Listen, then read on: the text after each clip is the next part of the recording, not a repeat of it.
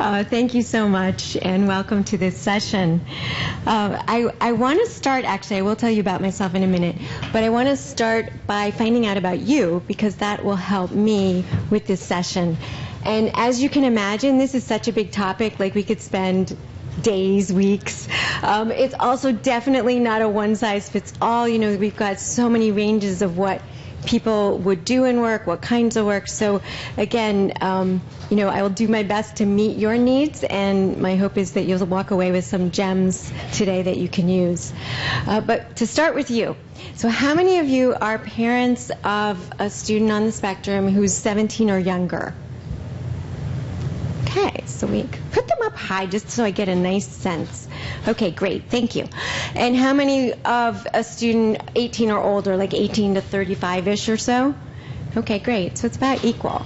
And then some of you I know may wear multiple hats and be in the field as well. So how many of you are also in the field of working with students? Okay. And how many of you actually do this, like work on careers? Ooh, there's a lot of you, okay. So that's great. And only if you want to or feel comfortable sharing, does anybody want to share that they're on this spectrum and on this journey themselves? Okay, great. Thank you so much. Appreciate that. So a little bit about me. Where I work helps you understand the population of students that I'm used to working with in our organization. So I work for CIP, which stands for the College Internship Program. And what we do is work with 18 to 26-year-olds who are about half our students or more on the spectrum. We have 6 locations. They come to one of our locations. The closest one in this area, it's not close, but is Bloomington, Indiana. And we work on every aspect of moving into young adulthood. And so about 3/4 of our students are working on, they're either taking college courses, working toward degrees, certificates. And then we're also doing executive functioning, all the pieces you would expect. And probably the math doesn't add up exactly right here with my 75%, but 25 to 30% are working very, very hard on the careers and vocational area. And everybody, no matter what you're working on, does do internships or starts with volunteer work and does internships. And it's just a matter of how many hours they're doing that. And lastly, our population of student is a student who typically would need more support, say in college, than most colleges offer, right? And they typically need to go at a part-time pace. Now, my session will be beyond that population, but keep in mind that some of the things I say are very specific to that as well. And then a little about me. If you were here Friday night, I introduced myself. I have an older brother who's in his later 50s who is on the spectrum. He's married, has 2 kids, Asperger's. It's been wonderful to work in this field because it's helped me to understand him. I've been with CIP almost 12 years. And 12 years ago, this was all so new. I'm going to tell you a few stories around him and his work, and both the wonderful things he has to offer and some of the challenges. And then finally, a little self-disclosure about me as well. So I'm one of these people who I think many of your students or yourself, I've been strong in the language arts and creative, and was very athletic, and really not good in the maths and sciences. So I really know the pain, the angst of being, you know, strong in one area and feeling really quite, at times quite stupid in another area. So, and I hate that word stupid, but that's how it can feel emotionally. So that's also why I love being in this field, because it's been part of my own experience as well. So the goals of this session are, one of the biggest things when I was talking to all our career coordinators who work with our students a lot is oftentimes what messes up our students is they don't have the foundational pieces for working. So it's kind of like building a house on a marsh. So you can have some real strengths in that house, but they're going to kind of tip a little here or there. You're not going to access them as well as you could because you're on a marsh or quicksand, that kind of thing. So there will be a lot of focus on that today, so just so you know. And then, of course, resources, takeaways, as I said earlier, that I hope that you'll walk away with that you can use right away. And then my third goal actually is for all of us, one of the things, this is my first time to this conference. Usually our founder goes, who's on the spectrum, Michael McMahon. This is an incredible, collaborative, warm-hearted conference. I mean, I've just loved it. I felt so welcome. And people sharing resources. So I'm sending around a sheet for a couple of reasons. One is, if there's anything in here, I can't put everything on my PowerPoint, that you would like me to send to you, I can do that by email. We'll also get it so it's available to the streamers. And then also, if you have great resources yourselves, there are a lot of people who raise their hands who are in this work. I'd love to share that too, because it may be things I don't know about or things about your state. So please put down that I was having you start it. So put your name, your email, please make it readable. And if you can, just put parent, professional, both, or on the spectrum. And then share your resources, please, and I will share them with the rest of the group. So thank you for that. All right, so before I go to the next slide, quick story about my brother. So this is before we knew he was on the spectrum. This was probably 12 or 14 years ago. We were all having dinner as a family. My brother starts talking about the first house he lived in with my parents when he was 2. I wasn't born yet. And he started describing the rug of the house in their living room. And then he was describing the curtains. And there are no pictures of the rug or curtains in any family pictures. And it was amazing, because my parents were like, yeah, those were the curtains. That was the rug. And as the sibling, I'm sitting there, like, 2 reactions. One is, that is completely amazing. Like, how in the world does he remember that? Like, that is so crazy. And honestly, the other part was, that is so weird. Like, why does he remember that? Like, why doesn't, like, I remember the things like I was upset about. You know, that's like where my memories go. So anybody want to hazard a guess of what he does, what his work is? You can just check. You're pretty darn close. He is in sales, and he sells fabric for Robert Allen to interior designers and to stores that sell. And he's phenomenal at it. And he remembers every pattern. And, you know, we go to we have this long tradition of going to a cottage on Lake Huron in Canada. It's been in the family 75 years. The number one rule of this cottage is because several families share it, no one changes anything, nothing. Every piece of everything goes the same.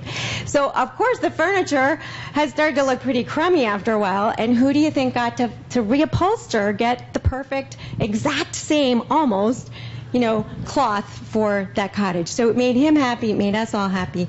And in this conference, we've heard a lot. I loved Christopher Goodyear's comment the first night about his superpower. He finally found it, and that's the photography, right? So my brother's superpower is truly this ability to remember the patterns, and it's a real gift, and it's a gift I certainly don't have. And so today we're going to, really talk about, we do come from the strengths, and we also, though, we need to lean into the things that are hard as well, and not lean into like me trying to be good at math. I'm not talking about that, but lean into the things that make us so we can use our superpowers to the fullest extent.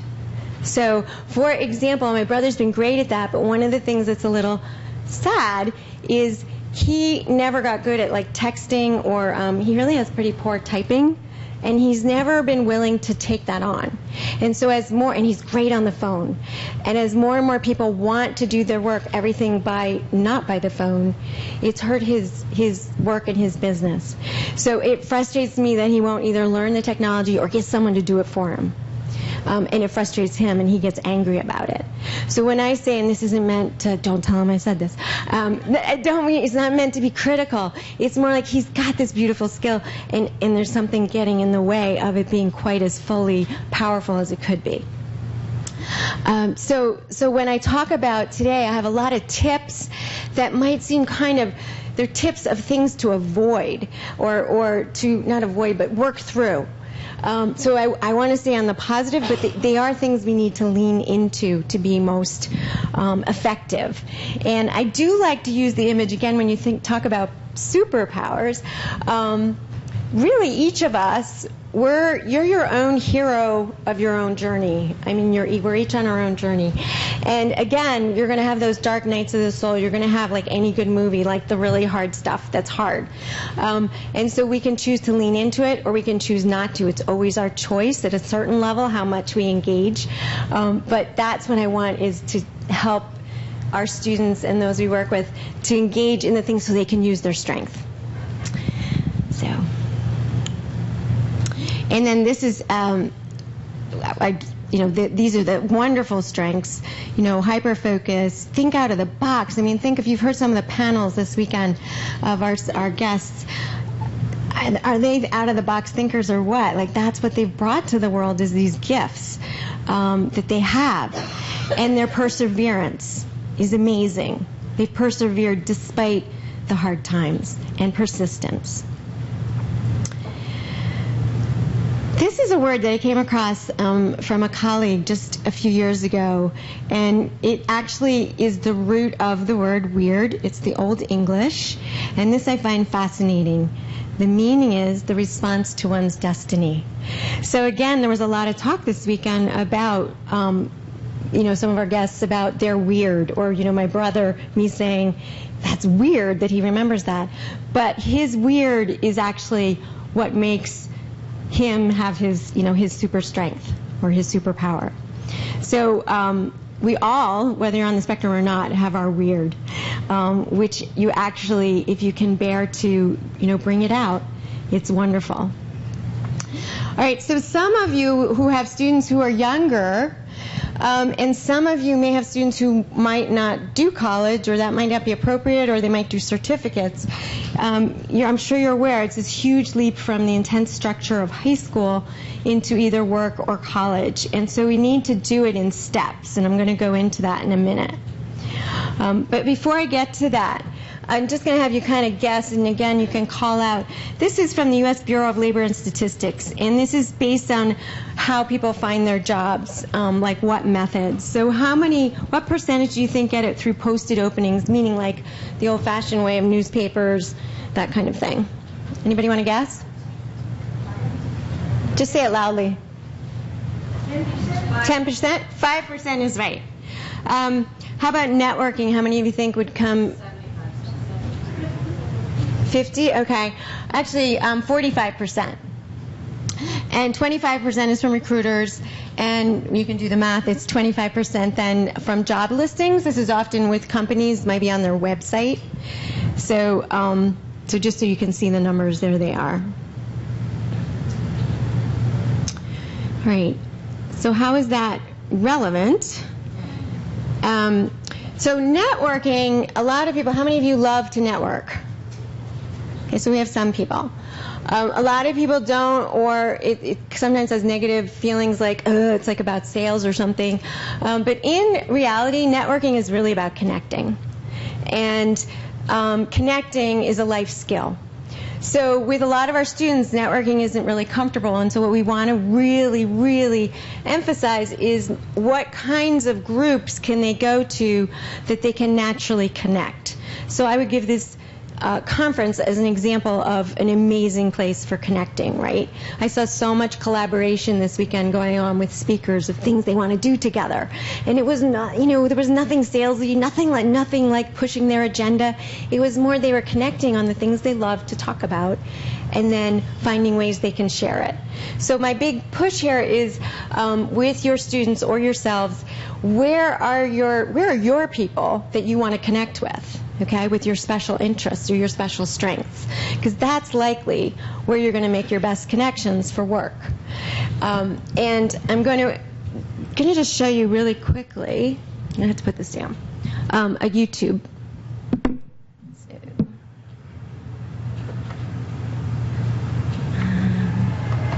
I wasn't able to embed it. Can you hear me? So that's the reason. Okay. Anyway. Okay, there we go.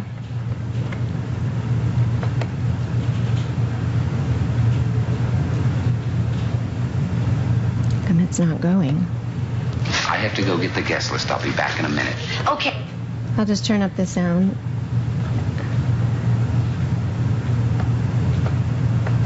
I'll wait for you right here. All right, now have fun, mingle. Can you hear I it? don't know anybody here. Well, what difference does that make? Well, I don't know how to mingle with strangers. Well, there's nothing to know. Just mingle. All right, I'll mingle.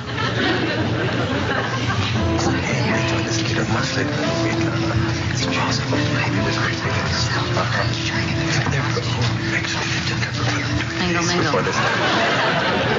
Mingle, mingle, mingle, mingle. Mingle, mingle.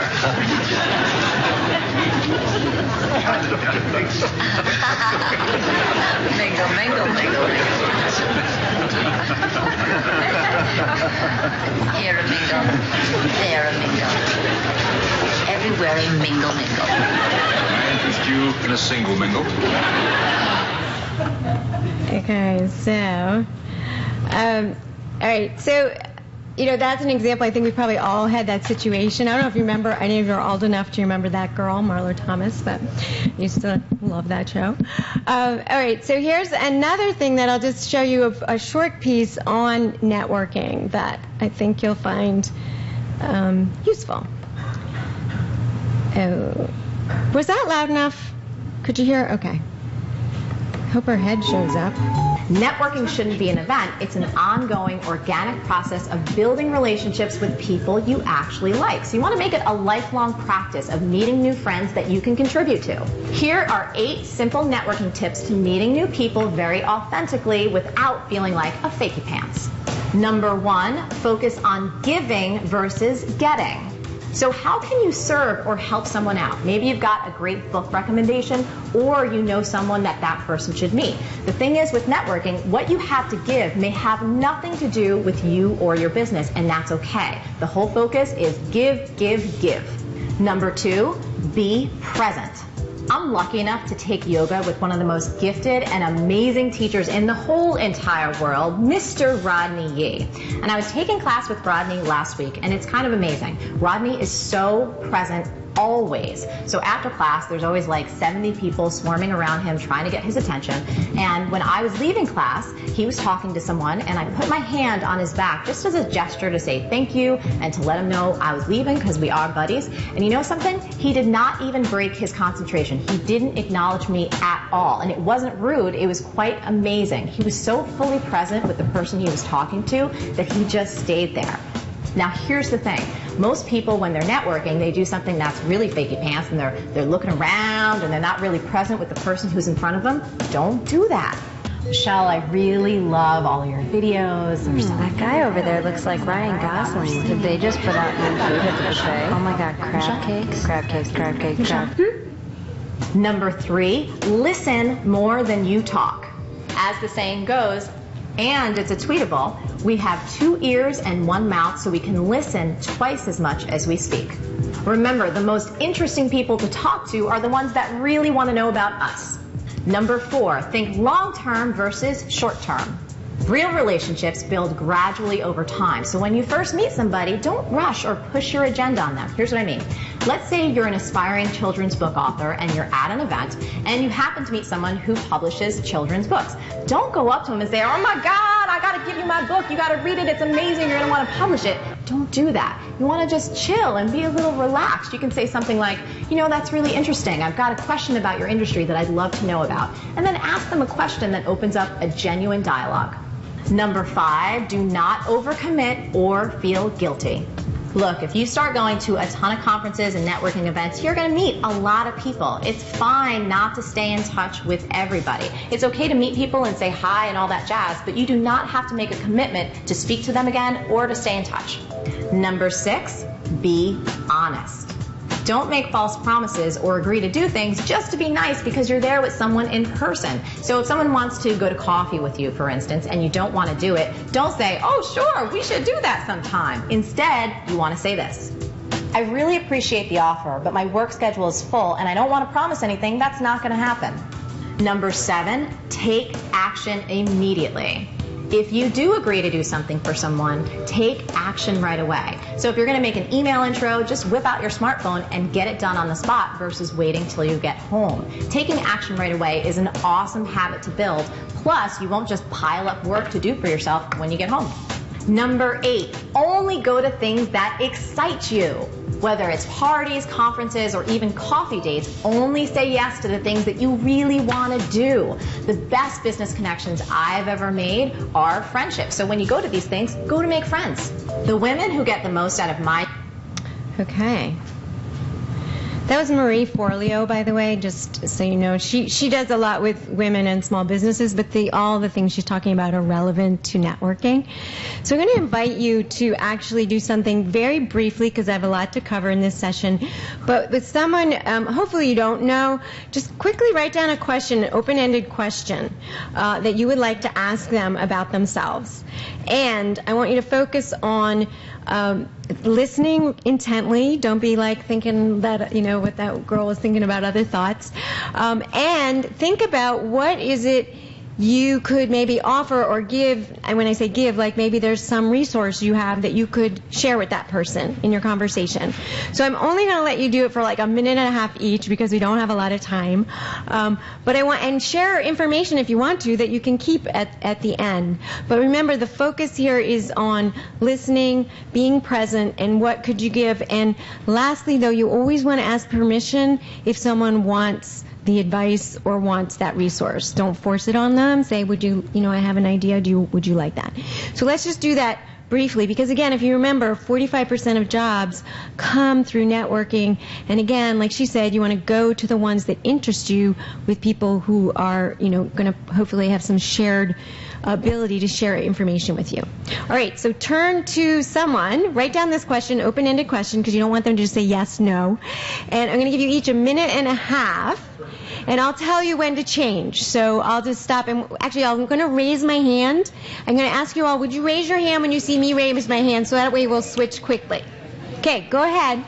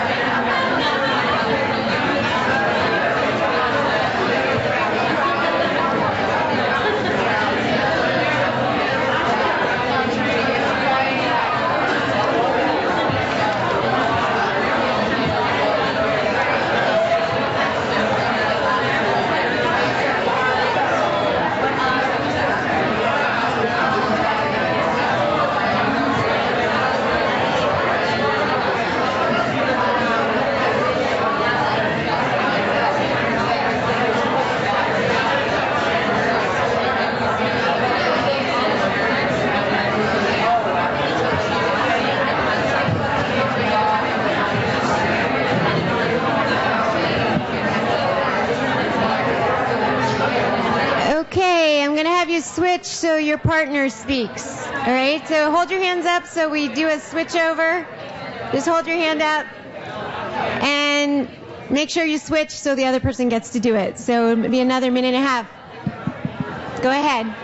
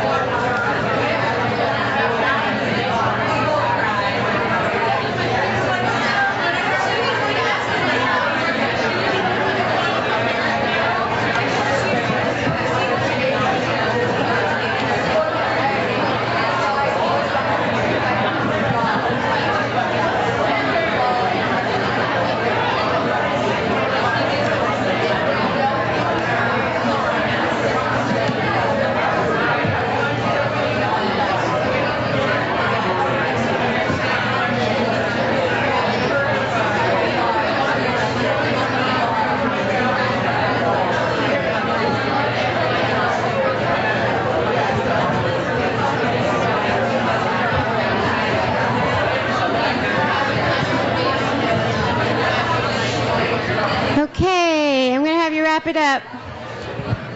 Hands up, everyone.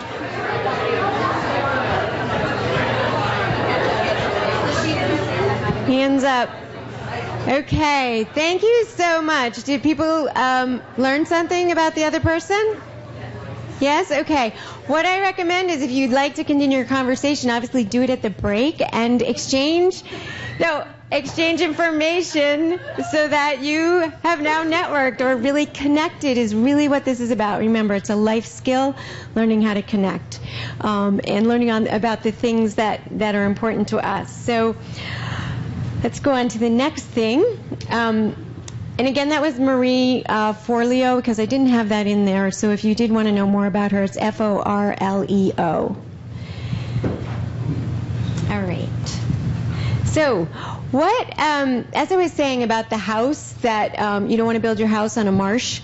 And so here, I'm going to start off talking about some of those basic things that are so important that need to be in place before or as you're building job skills. So one of the most important is, as I was saying, we start our students off with doing volunteer work. And one of the reasons is we actually want to see how it works out for them to volunteer. And we even recommend just starting 2 hours a week. So it might be whether they're in junior high or middle school, high school or college, wherever you are or they are, start small. Because when we start big, it can be overwhelming and it might fall apart. Okay, it depends on the person again, of course, and what they're ready for. We also always have our students do some community service. And a lot of times, if you are a professional in the field, if you can be able to observe the person and give some tips and advice, which I'm going to get into in a few minutes in more detail. So you might want to also then, you build it, start 2 hours a week, then 4 hours, maybe 6, then 8. So you want to build this capacity. It's just like working out or learning any new skill. You want to build the muscles of being in that situation. And as a parent, and this is not as any kind of judgment, it's more like this is to help you see, is your student or child ready? If you're always acting as your child's prefrontal cortex or EF manager, secretary, it's not uncommon. It's very typical. A lot of people have partners who do that for them. But if you're doing all of it and they're not carrying any of it, how can you start to transition that so that they're carrying some pieces? Now, I don't think I know a single mom, myself included for sure, who doesn't nag sometimes. But if it's a constant thing, it's again, you might need outside help because we can't do it all by ourselves, certainly not at all as parents. And are you highly concerned that your young adult isn't going to get up for work or for college? And are you always the alarm clock? Now, I have to admit myself, my daughter's not on the spectrum. She's 20. But when the best way for me to help her was I travel, and she's great. She was great. Now she's in college, but she would get up on her own because she knew I wasn't there to be backup alarm clock. So sometimes, you have to find creative ways to remove yourself because they know that you're the backup, or you can't help yourself. You're the backup. But you kind of want to help yourself because it's such an important skill. Obviously, we can't hold our jobs down if we are not only late but miss a few hours of it because we overslept. And this is actually, one of the biggest challenges for, many of our students. I'm sure, have many of you heard Temple Grandin speak? Okay, some of you, or you may be on video or on the TV movie. But she really speaks about, and we obviously agree with this, that you want to start to build a portfolio of work experiences. And we sometimes have students who literally, I worked with a student who, he was like 22 and he had never really done volunteer work.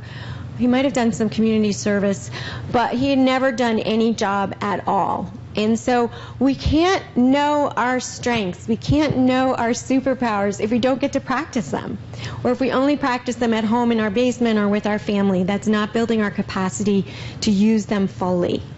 So you want to, this is that idea of building how many hours a week, starting volunteer internships, part-time jobs, job shadowing, or Temple Grandin's big thing, she always says she never did interviews. She would show them her photography of her work or her drawings so that it focused on what her strength was and not on her social strengths or social skills. And or showing art, when you think of Christopher and just seeing his photography, I mean, it's amazing. Okay. The other thing that I want to also recommend is so many of our students and you are so smart. And sometimes it's not intentional on a parent's part, but sometimes a parent will feel like, well, my child can do more. This one student who hadn't had any work, the mom, because he was already 22, really was like, well, he can do more than work at the grocery store. And it was like, well, he may, but he has no job experience yet. And their parents were very resistant to having him start an entry-level job doing any kind of clerking or stocking the shelves or anything. And it took a long time for them to support him in having any kind of basic entry job. And most of us don't stay in the first job we start at. That's pretty unusual. So we have to keep that big picture as parents and professionals. We are the ones who hold the big picture, right? They're good at the details. We have to hold the big picture. So this is, I hope, one of the most helpful pieces. I'm going to be sharing something, this and the next thing. A lot of times our students are in shock. Bosses are really different than teachers. Not that teachers can't be really hard and do some harsh things, but usually, unless there's some behavioral issue that's really powerfully difficult, you don't get fired from school usually. But we can get fired from our jobs very quickly. And so the other thing is, a lot of times our students think that not getting feedback means it's going well. So that's a thing that is an assumption that almost all our students make. And maybe we all do too, right? If nobody's saying anything, seems pretty good. And I'm going to come to this into more detail. The other thing that takes out a lot of our students, even though we prepare them, but it can blindside them, they go from being a volunteer or an intern, and then they get a job at the same place. And it's so exciting, right? They're going from internship to job.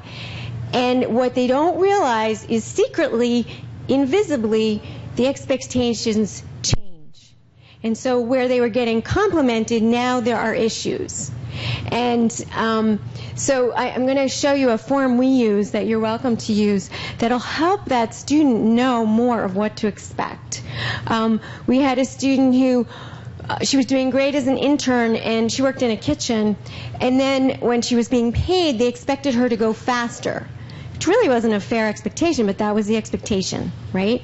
So what we did is she got an OT, an occupational therapist, to work with her, and she actually was able to learn to do some things more efficiently. So she was able to keep that job. Now sometimes it's just not going to work out, but this is something to be aware of, that it can take the person by surprise that you go from intern to paid job and suddenly now there's problems when you were being told everything was good.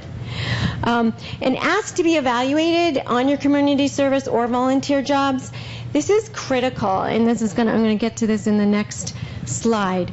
So our Jennifer Kalarick is our head careers coordinator, and she does this amazing thing. When a student has their first day on an internship, she will actually call that first day or second day and find out how did it go from the employer perspective. She also asks the student.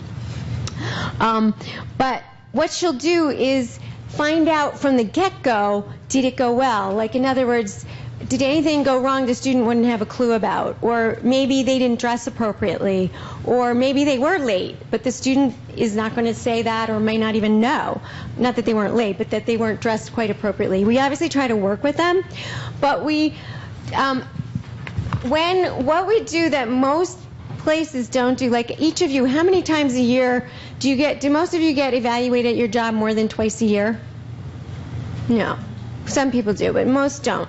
So For our students to get no feedback is just so unhelpful. And so what we do is at least 3 times in a term, they're getting feedback from that intern person, the employer, or even volunteer will ask for feedback. And then we ask them to tell the student too. So this sheet, I'll just quickly go through it. It's things like, this is helpful, like I can send this to you then. Arrives on time, leaves on time, takes meals and breaks appropriately, initiates work on their own, communicates concerns or needs to appropriate personnel, attends to job tasks consistently, maintains good attendance, and the person can rate it in 3 different categories. Appropriate appearance and hygiene. So there's a whole list here, and I'm passing it out, and if I don't have enough, like I said, I will send, because I wasn't sure how many would be in the session. Works at an acceptable speed, is able to follow directions, verbal or written, and does not use basically technology inappropriately on the job. And then she has another form that I copied the other side, and it has, we want to know, what does the boss or the employer, the person running the internship or whatever, think is the area of strength and where there needs to be improvement. And the student gets this feedback. So this is really critical for students to get early on when they start even an internship or volunteer job, because we're not doing anyone any good if they're doing a volunteer job. They're not doing a great job, but no one's telling them. So it's not helping them to build their work skills. Okay? So I hope that is useful to each of you. And then this one will not come as any surprise, I'm sure. Probably, I would say this is probably one of the biggest ones that gets in the way. Executive functioning, for someone to gets in the way of work and doing the best job, or maybe takes away from their strengths. So a quick example, a positive example with my own brother is because he's a salesman, he has a huge territory, and basically he's his own boss. So that's great, because he really couldn't on a daily basis. He could, but he doesn't. It's hard. He doesn't get going till about 10 in the morning. Like, he probably gets his first appointment 10:30 in the morning. And he doesn't mind working until, especially going to a store, he can go at 6. So that works for him and the way his executive functioning works. But it works because he's sort of like he's self-employed, right? So for those who have that capacity to work around their natural rhythm, or recognizing that they're slow starters in the morning, that's one solution. The other thing is, we had another student who actually the employer loved him, and we used to call that I'm on time, but I'm not ready. And so he would show up at work, literally sometimes with his shoes in his hands, his brush, his tie, and he'd be like coming in the door with things in his hand, and he'd be there. He was on time, but he wasn't ready to start yet. And fortunately, he was very good at what he did, that they worked with him and we worked with him.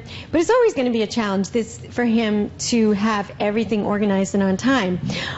He also, he needed to remember to have gas in the car. And one morning he knew he didn't have enough gas to get to work, and he didn't have time, he didn't have money.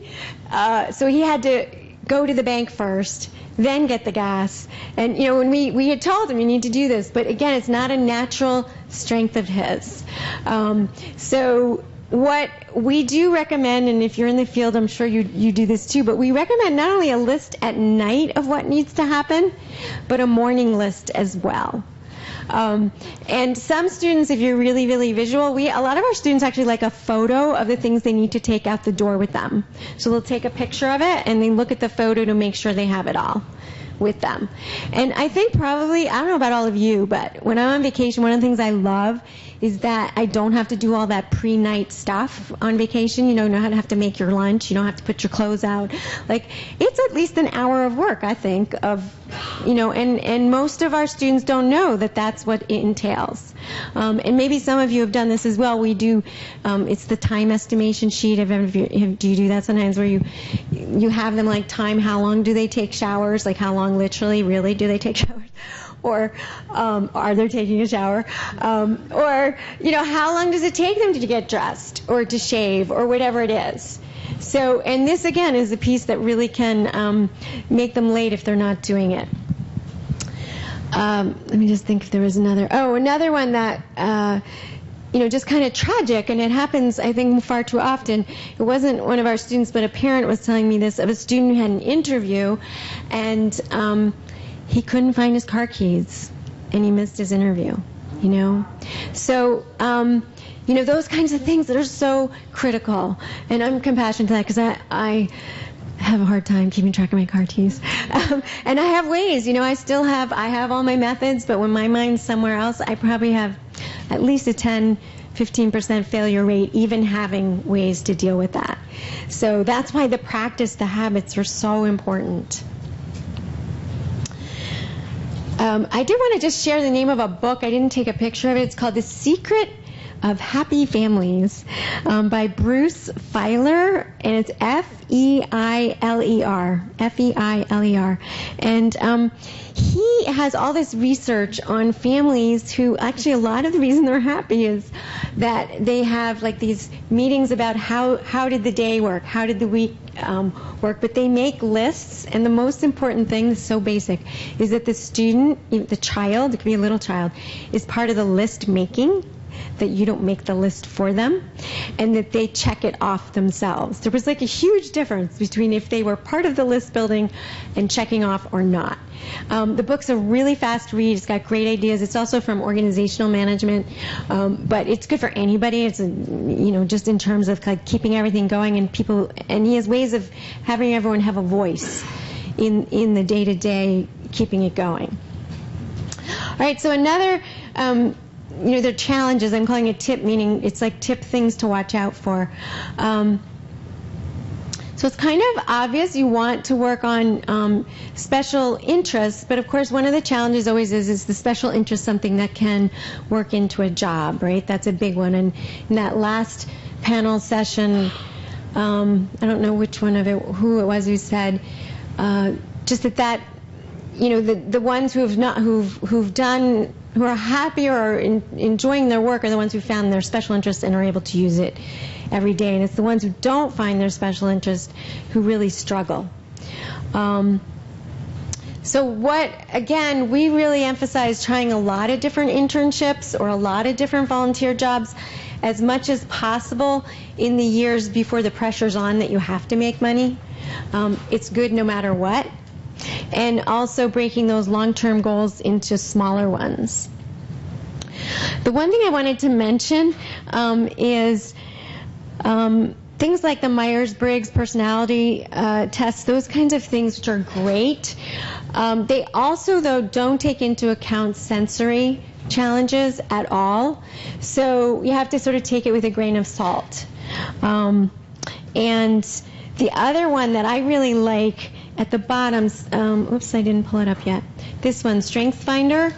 If I can I'll flip it so you can just see what it looks like. This one's been really great. If any of you know Marcia Shiner, she does an organization working with college graduates with Asperger's, and she works with corporations, and this is one of her favorite tools, is the strengths test. So let me just see if I can show you what it looks like online very quickly.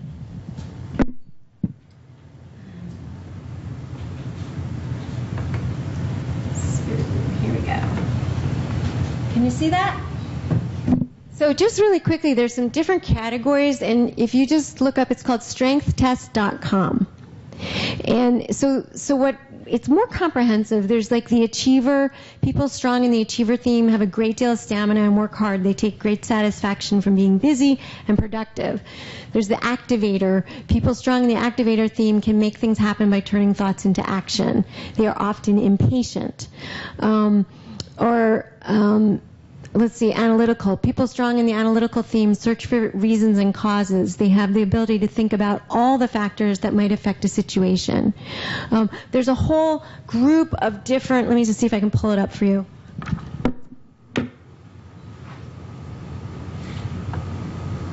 So you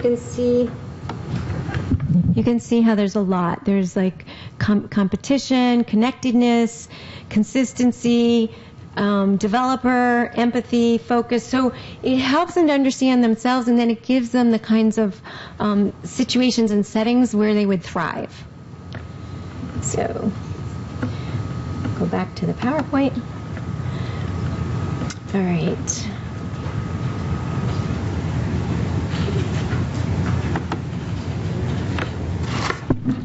Okay. Pardon? Is it that fast? Okay. Okay, thank you. All right, so I'm going to whip through some of these, which is fine, though, because I've covered some of the material on this. All right, this is probably another one that I love. Here's some interview questions, and again, I'll share because you're not going to be able to write it down. It was too big to put in this on the screen. But here's some questions to think about for oneself and also to ask an employer. And it's helped our students a lot to understand what setting will they thrive in. So how much time will I be working alone versus in teams? These are questions to ask yourself that you want. What do you want? And what would you want when you go to an interview? Ask this question. How often will I meet with my supervisor for feedback? Will I be working on multiple projects at a time or expected to finish one project before being assigned another? As you know, if you work in this can make a huge difference to someone's success. Do we work under strict deadlines on projects or not? Okay, so those are a couple examples. Do you offer flexible work schedules? That can be critical in someone's success or not. So I can send these out to you, but again, it's Marcia Shiner. If you just write her name, she's president of founders of Asperger's Syndrome Training and Employment Partnership. But if you just put in Marcia Shiner, and it will come up for you. Okay. So...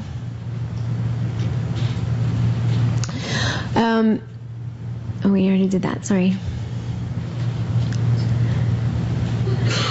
So I'm going to do this one quickly. The big one is a lot of our students get in shock a little bit that that the boss has the final word. They really feel they should be able to disagree. And we had a really simple one with a student who, he was coughing, he had a cold. The boss told him, listen, go wash your hands. And he used the sanitizer. And the boss told him like 3 times, no, I want you to wash your hands. And he thought, the sanitizer's fine, like, leave me alone kind of thing. And that caused some real, problems in that relationship. So it's not always your perspective that, is important. It's the supervisor's perspective. And, how can you disagree respectfully? And this is where, if you're lucky enough to have, an employment coach or career coach, you can really help the student walk through these situations. So this is another one that's really important. When I gave you out that sheet about being evaluated, self-perception. A lot of times our students, their perception, say a 1 is the best, 1 out of 5. They'll get a 1 or 2, and their boss will give them like a 3, 4, or 5. And so there's this discrepancy between what the boss thinks and what they think. So we work with them on that. So we also have this idea of, sometimes we can, our students or ourselves, we can get on this one-track thinking. And so how can they get out of thinking, just that there's only one way to do something? And this is where we as professionals, but also as, parents, or I'm not going to show you this video because of the time, but, coming up with other ways to problem solve. And some of you may have heard Stephen Shore. Did anybody of you ever heard the donkey rule? Okay, Michael McMahon, our founder, loves this rule. It's a little crass, so I apologize. So you want to always have mentors who you can ask questions like, what do you think I should do? And this is not easy often for people on the spectrum because they want to be able to figure it out themselves. But you want to have at least 5 mentors who you trust. Trusting is the big thing. And if everybody keeps giving you the same answer, then don't keep stubbornly going on that same track. And so he always says, don't be a jackass. But, and he does it himself sometimes. He hates it himself. Sometimes he's like, all right, everybody's telling me. But a lot of our students use this, and it makes a big difference. They'll finally listen, and it's got to be people they trust. So, you've probably heard this. We can't solve our problems with the same thinking we used when we created them. So that's, again, those mentors and the cognitive flexibility. This is where we can help develop that. And none of us like making mistakes, and certainly people on the spectrum don't either. But again, we can't grow if we don't try new things, and we do make mistakes. So the other thing is sometimes students feel that it's a failure if the job didn't work out, but it's actually a way for them to know themselves better. So I'm just keeping, okay.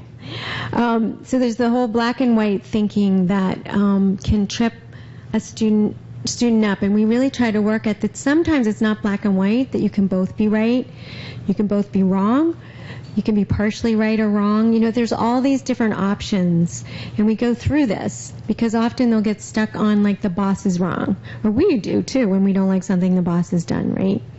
I can be partially right and you can be wrong, or there's all these scenarios. So we walk through this as part of cognitive flexibility.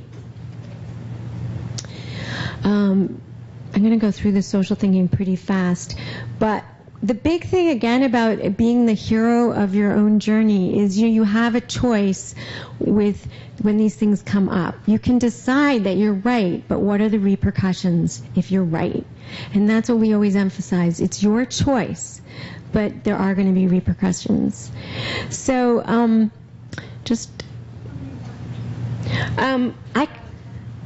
thought it was at 3:30. No, sorry. Well, it's 15 minutes. We have to have change up. Oh, okay. Sorry. Okay. So, I don't know why I thought mine was that hour. So, I apologize. I'll just do it really quick. So another tip is a lot of times our students don't communicate with the supervisor if they're late. And so we work with them on that.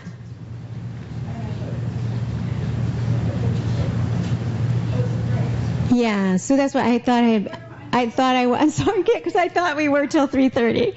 So I know I'm still tight frame, but so the other one I know but we work close on what is the appropriate dress. So we literally making sure they have those right clothes for that job, and that we even sometimes the photos idea, we literally will have them take a picture of themselves in their work clothes, and they use that to remind them. A lot of sometimes our students, the belt gets left off and the pants hang low. So, and helping them identify the work clothes versus the casual clothes.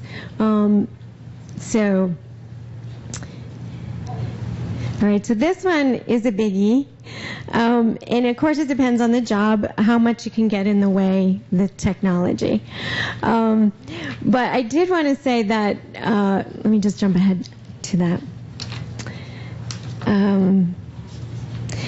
So in terms of, the student really needs to also find what is that place, either do they have to put their phone away? Can they trust themselves to keep it in their pocket? What is going to work for them so they're not distracted and don't get in trouble? And I think this is probably a challenge for all of us at times at work. And just a really quick example, even for myself, I'm a writer as well, and I've learned for myself that the only way I do my best writing is to go somewhere where there's no internet, can't distract, and I also need no one around because my family, I feel I'll start responding to them. And I literally go to these, I live in the Berkshires, it's gorgeous. I go to these estates and sit in the gardens where, nobody knows me, and I just sit there and get my work done when I'm trying to get some chunk of writing done. But everybody has their place that you can be efficient and not have technology, disturb you. I just love this. Weapons of mass distraction. So sorry, I just had to share that. All right. I don't think we'll have time to do. I actually do a whole thing on anxiety and like different tools to use, but I'm going to save that for maybe another time. I'll get to do it with you. Yeah. I was going to do one, but we'll skip it. But I would also say that that's one of the big pieces is the anxiety piece, and just even the power of teaching. Deep breathing, to take 4 deep breaths. There's been so much science on this, on how it calms the nervous system, and what are the other things that are going to calm the individual. At the beginning, I don't know if some of you heard, I had some music on, it was kind of late. That's a man named Mark Romero. You might want to look him up. He's actually done some music specifically for people on this spectrum, and he's known, I don't know quite how they test this, but that his music has very powerful calming effects. So you might enjoy looking up his music. Romero. Romero. R-O-M-E-R-O.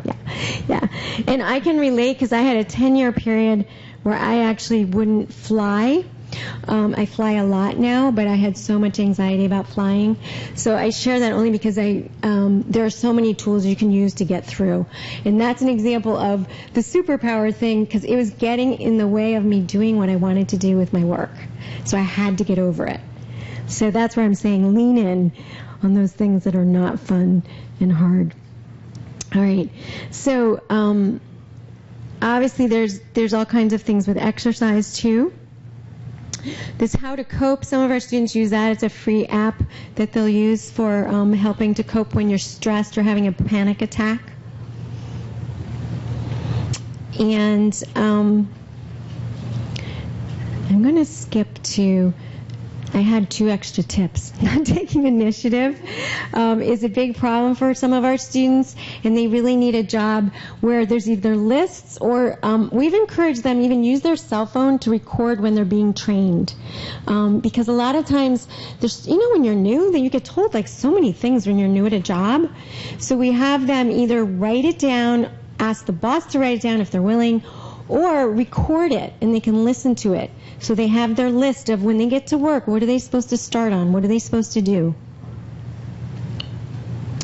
If they're the type that's not good at self-initiating, then they need that, like what's going to keep them busy that they just know what it is. So hypersensitivity or hyperactivity is another issue. So again, the foods.